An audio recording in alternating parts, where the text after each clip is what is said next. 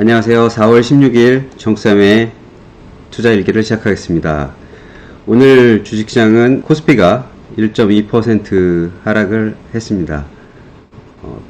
미국 시장이 간밤에 큰 폭으로 움직인 건 아니었었고 트럼프도 조용했었는데요. 미국 시장 마감하고 나서 발표된 엔비디아의 대중국 수출 규제로 인해서 엔비디아가 55억 불 정도의 손실이 있을 것 같다. 그런 뉴스가 나오면서 엔비디아가 시간 외에서 6% 이상 하락하는 모습을 나타내니까 영향을 받은 이제 그 삼성전자나 하이닉스가 또 약세를 보였고요. 전체적으로 투자 심리가 위축된 가운데서 한국 시장은 하락하는 모습을 보였습니다. 참 이런 정책들이 계속해서 안타깝고 이소부화를 생각나게 합니다. 이소부화 중에 하나죠. 나그네의 옷을 벗기기 위해서 바람을 세게 부는 것과 햇빛을 따뜻하게 비춰주는 내기를 하는 게 기억나실 겁니다. 계속해서 이런 거센 바람을 분다고 해서 옷을 오히려 더 여미는 그런 상황이 되고 있는 것 같고요. 특히 이제 이번에 반도체 규제도 중국의 옷깃을 여미면서 중국의 반도체 자립을 더 가속화시키게 하지 않을까 하는 우려도 되고 있습니다. 정책이 계속적으로 미국의 정책이 계속 조급하게 진행되고 있고 중국은 계속 입지가 여유가 생기는 그런 모습을 보여주고 있어서 과연 이 정책이 성공적으로 될지 잘 모르겠는데 어저께 말씀드렸던 것처럼 행동경제학적으로 실패했을 때는 편향에 빠지지 말고 다른 행동을 해야 된다라는 것을 좀 깨달았으면 좋겠는데 잘 안 되는 것 같습니다. 어쨌든 정책이 시행되는데 그 효과를 보는데 시간이 걸린다고 볼 수도 있기 때문에 저보다 훨씬 똑똑하신 분들이 많은 백악관에서 좀 현명한 결정을 내려줬으면 하는 바람을 갖고 있고요. 어저께 말씀드린 대로 이어서 말씀드리면 대안적인 정책으로 이런 관세 정책보다는 비트코인을 전략자산화하는 정책을 다시 검토를 해서 강력하게 추진하는 것이 어떨까 하는 생각을 하고 있습니다.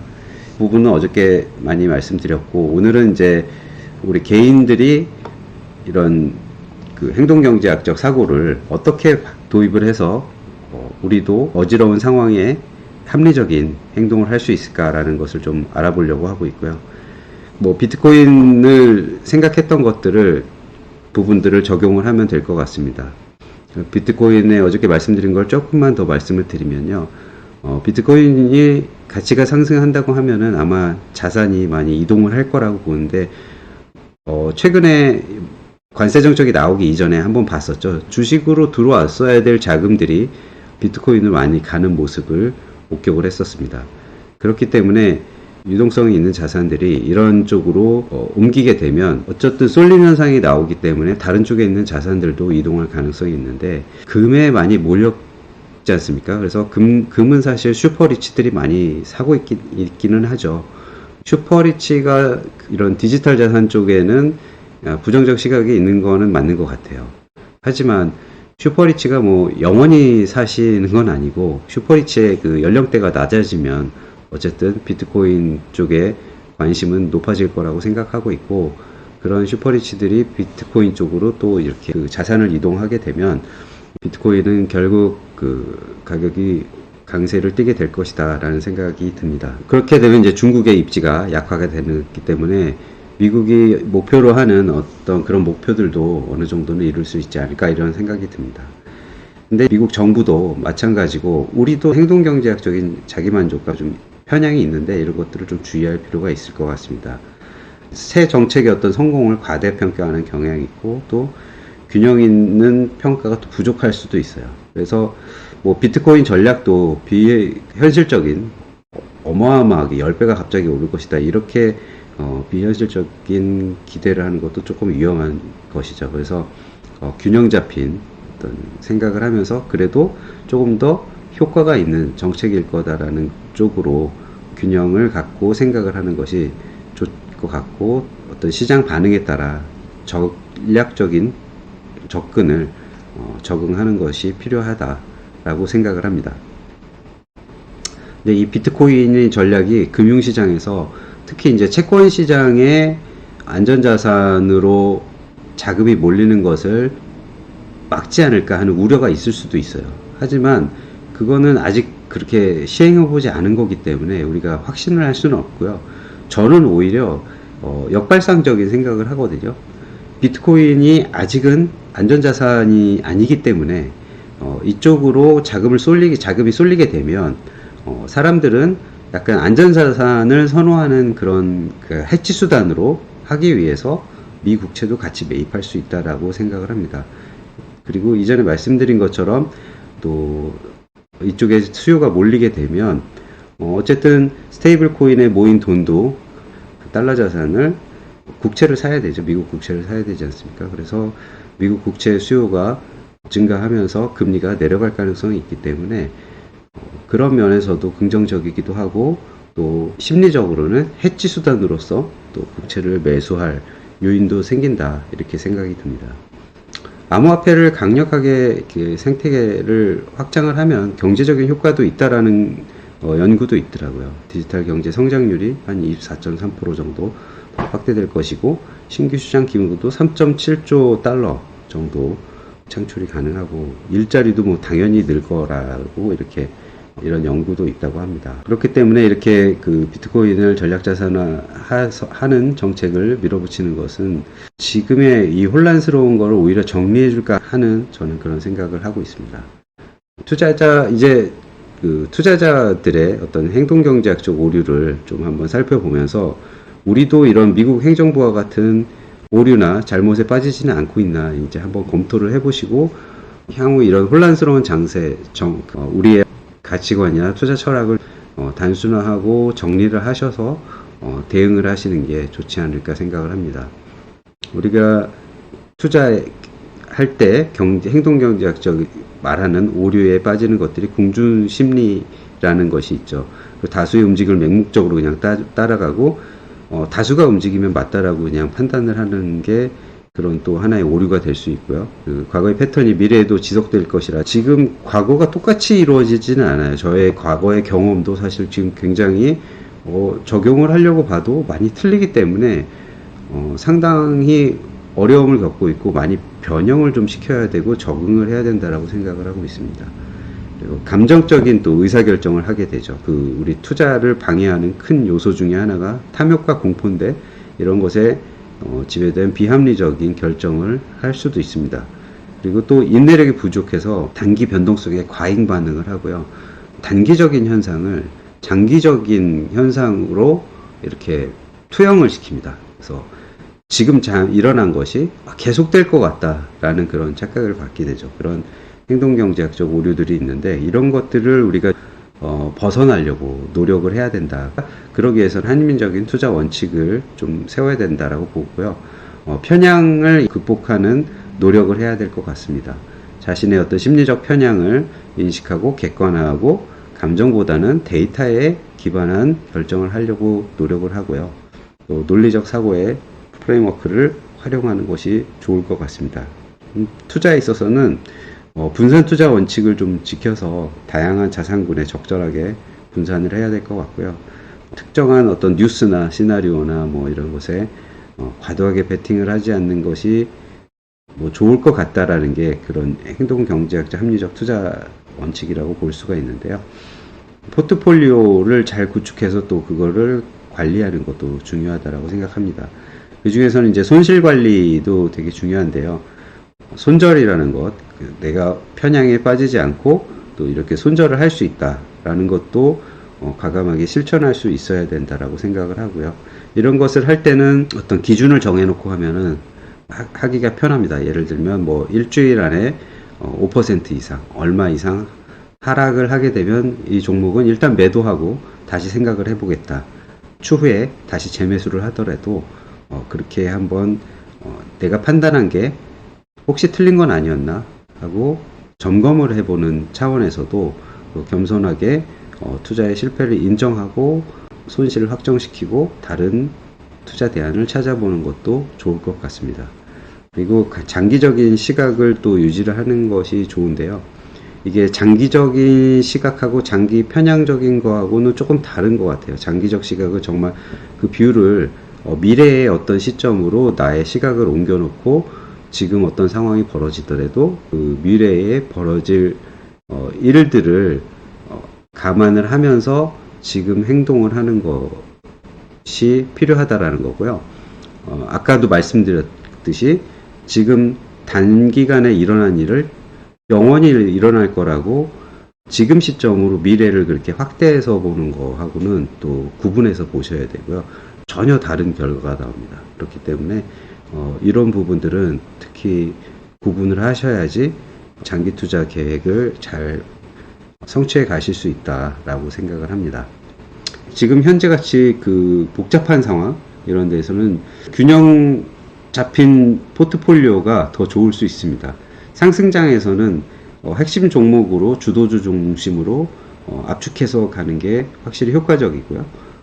이렇게 혼란스러운 시장 상황이나 앞으로 침체가 올지 모르는 상황에서는 약간 균형 잡힌 포트폴리오를 구성하고 리스크 관리를 하는 게 굉장히 중요하다라고 생각을 합니다. 그리고 어떻게 보면 이제 우리가 행동 경제학적으로 대응한다라는 것은요. 미국 행정부가 어쨌든 지금 전 세계 금융시장에 영향을 가장 많이 주고 있기 때문에 이 행정부의 정책이 실패를 할 것인가 성공을 할 것인가 우리가 예측할 수는 없지만 이 각각의 시나리오에 대해서 우리가 대응적인 생각을 해야 될 것 같고요. 그리고 또 지금 현재는 약간 실패하는 쪽으로 안 좋은 쪽으로 많이 흘러가고 있고 금융시장이 혼란해 있기 때문에 이런 상황을 적절하게 대응을 하자면 실패했을 경우에 다른 전략을 쓸 것이다 라는 아까 그 가정하에 제가 비트코인 전략자산화를 말씀드렸던 것처럼 이런 거 정도로 시나리오를 예상을 하고 거기에 맞춰서 비트코인을 지금 매수하고 계시면 조금 더 비중을 높여서 분할해서 매수하실 수도 있고요. 또 이런 쪽에 그 리스크가 왔을 때 조금 더 안전할 수 있는 또 그리고 경기 침체가 왔을 때 안전할 수 있는 주식 쪽으로 포트폴리오 비중을 확대하는 것도 생각해 보실 수 있을 것 같습니다. 저는 이제 지금 합리적으로 보자면 약간 실패할 가능성이 더 많지 않을까. 그럼 우리가 리스크를 좀 대비해야 되지 않나 라는 생각을 하고 있습니다. 2004년에 잠깐 나왔던 이제 원자바우 쇼크도 말씀드렸고 2008년에 금융위기라든지 아니면 2020년 코로나 때 급락했었던 그런 상황으로 인해서 소비가 위축되는 그런 상황들을 감안을 했을 때 그 당시에 어떤 그 섹터가 좀 좋았을까 여러분마다 각자마다 그때의 기억이나 추억이나 뭐 이런 경험들이 다르실 거예요. 근데 저는 2008년에는 이제 펀드 매니저를 하면서 경험했던 것이었고 굉장히 충격적인 사건이었기 때문에 저 개인한테는 굉장히 오랫동안 기억으로 남아 있습니다. 그래서 그때의 좋았던 포트폴리오가 위기가 왔을 때죠. 리만 브라더스 사태 다 터지고 난 다음인데도 이미 주가가 30% 쭉 30-40% 흘러내렸는데도 거기서 과감한 어떻게 보면 그때는 잘 몰랐지만 행동경제학적 행동을 했어요.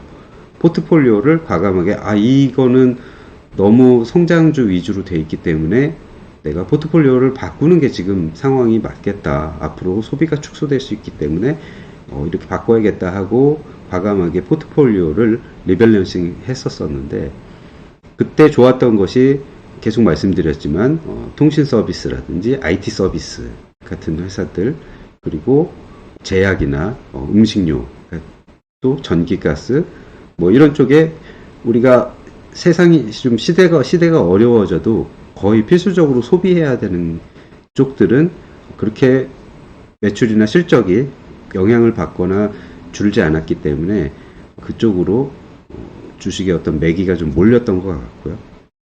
그리고 뜻밖의 것은 그때도 그랬는데 아주 그 기대를 굉장히 멀리 보는 겁니다. 이게 왜 그랬는지는 아직도 사실 좀 궁금하기도 하고 저도 계속 생각을 하고 찾아보기도 하고 하는데 뭐 어떤 인간들의 행동에 의해서 주식시장에서 나타난 결과이기 때문에 적절한 합리적인 그 해석은 하기 어려운 것이라고 보는데요. 오히려 밸류에이션이 안 되는 주식들이 어느 순간부터는 그 위기의 침체 순간에서 주가가 많이 오르고 반응을 하기 시작합니다. 그냥 지금 생각하기에는 아마 그때 실적이 좋았던 기업들은 실적이 안 좋아지는 게 명확하게 보이고요. 그렇지만 원래 미래를 위해서 투자를 많이 해서 이익이 많이 안 나던 회사들은 어차피 밸류에이션을 할 수도 없었거든요. 근데 위기가 왔다고 그래서 그게 뭐 특별히 달라지는 상황이 있는 것도 아니죠. 실적이 원래 안 좋았는데 또 안 좋아지는 게 뭐 그렇게 크게 의미가 있는 게 아니었었고, 원래 밸류에이션이 안 됐기 때문에 또 실적이 거기서 추가적으로 조금 안 좋다고 해서 그 밸류에이션이 또 나오는 것도 아니었고, 그러지만 이 회사들은 미래를 위해서 투자를 해서 실적이 안 좋은 회사들입니다. 그래서 그런 결과가 나오지 않았을까 하는 생각이 들고요. 순전히 제 생각인데, 그래서 어쨌든 결론적으로는 그 당시 2008년 당시에는 그런 회사들이 게임 주식이었어요. 게임 회사들이 그렇게 주가가 많이 올랐었던 것 같고요. 방어적으로 봤던 것들은 극장이라든지 이런 엔터테인먼트 쪽도 뭐 저가로 우리가 계속해서 뭐랄까 여가를 누릴 수 있는 그런 쪽의 섹터들도 좋았던 것 같습니다. 2020년 뭐 코로나 시절 생각해 보면 그때도 바이오 그리고 메타버스 굉장히 아직도 지금 봐도 먼 이야기인데 2020년 더 먼 이야기였죠. 근데 그때 우리가 메타버스를 미리 경험했던 그런 시대를 겪었던 것 같습니다. 그래서 메타버스 관련 주식들이 대부분 실적이 안 좋고 연구하고 이제 투자하고 이렇기 때문에 실적이 안 나오는 회사들인데도 불구하고 주가가 큰 폭으로 급등했던 그런 것들을 볼 수가 있습니다. 그래서 어떻게 보면 위기가 왔을 때는 두 종류의 그 섹터가 좋다, 기억이 저에게는 있습니다.